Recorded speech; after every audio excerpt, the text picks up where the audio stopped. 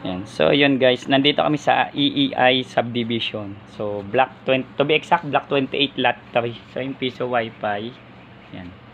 Ito yung piso wifi hindi galing sa amin. No? So, ito yung client namin. Advance siya mag-isip. So, ang ginawa niya, binili niya pa to noong 2024 pero wala siyang internet. Kasi dito, nung panahon na yun, wala talagang internet ng loob. So, yung area na to, wala talaga siyang internet.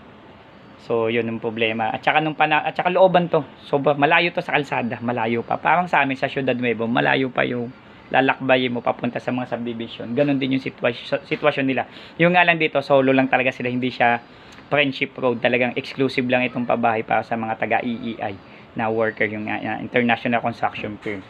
So, dito guys, sa block 28 lot 3. So, bumili siya ng piso wifi pero hindi niya napagana for ang few months. So, halos magwa 1 year na yata ito.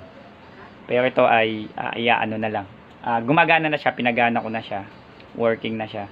So sa mga taga-EEI, no, subdivision, dito ay mag-wifi. May GCash na din siya. Block 28 lot 3 kay Mami Aw. So dito sulit na sulit. Kilala na po siya dito. So yan, tapos sinet up na lang din namin yung kanyang CCTV. So yun, so sulit na sulit po. Maraming salamat sa tiwala. May tindahan na din dito, may kainan kompleto, one-stop shop. So dito po kayo mag-wifi, sulit na sulit sa mga scatter boys dyan. PC mo gawa mo, don't forget to subscribe.